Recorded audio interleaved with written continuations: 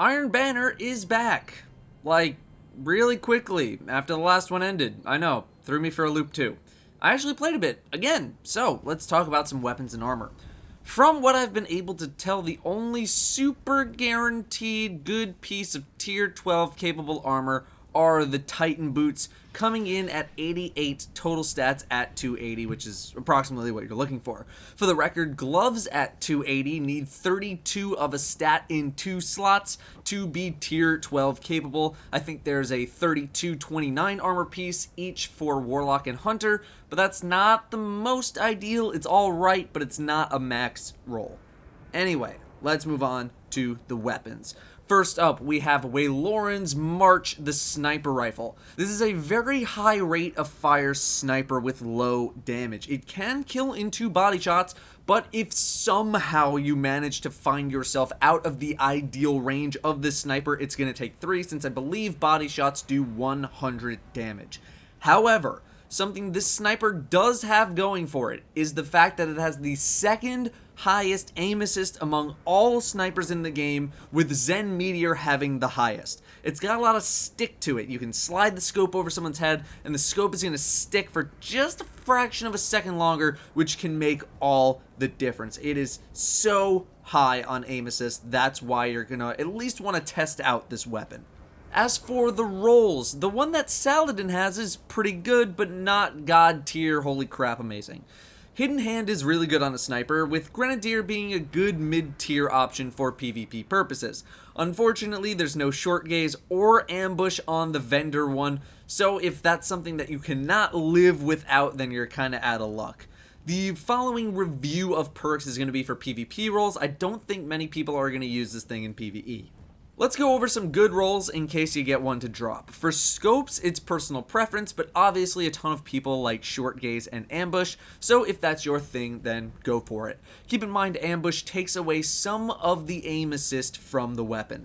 In the first column, not too much stands out. You got Grenadier, Army of One, and Life Support as some good but not amazing options. They don't make or break the sniper's abilities as a sniper. Some people like Eye of the Storm and by extension Hot Swap, which is in the second perk slot, but I personally haven't tested all those accuracy perks and I am otherwise unenthused by them. In the middle column you have some options. Quick Draw and Snapshot are pretty popular, and for a good reason.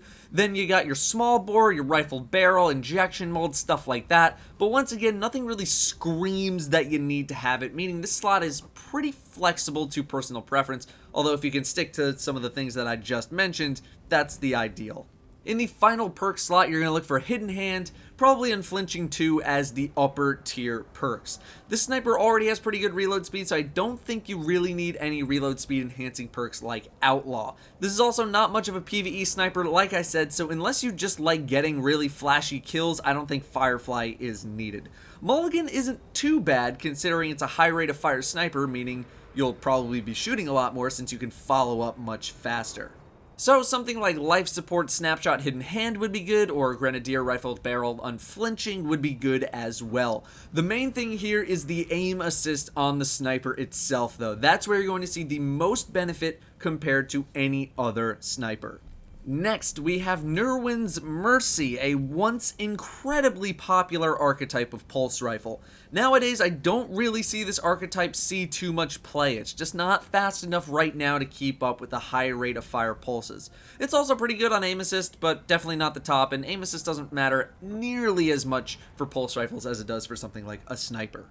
However, if this kind of pulse rifle is your thing, then good news, because the vendor version is probably one of the best ones that you can get considering how easy it is to get. You have the red dot OAS, you get counterbalance, brace frame, and feeding frenzy. This is a very well-rounded pulse rifle that you can just buy straight off the vendor. But let's say you get one to drop. Let's go over some of those rolls. In the first perk slot, you have counterbalance, rangefinder. I've personally never been a huge fan of Headseeker, but some people swear by it, so I guess that's an option as well.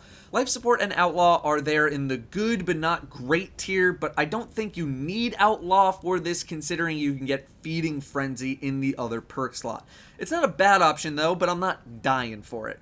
And all of the other stuff is the stuff that is generally avoided. In the middle, you're going to be looking for the usual stuff: brace frame, small bore, perfect balance, anything to boost stability and range without affecting your other stats too much. In the second perk slot, nothing stands out as really being super god tier, so you're pretty flexible here. Grenadier, Army of One, as usual, pretty good. Feeding Frenzy, also good. Third Eye is probably the best PvP focused perk if you're into that kind of thing. Spray and Play isn't too bad either, but if you're a chronic reloader like I am, it's not going to do a whole lot for you.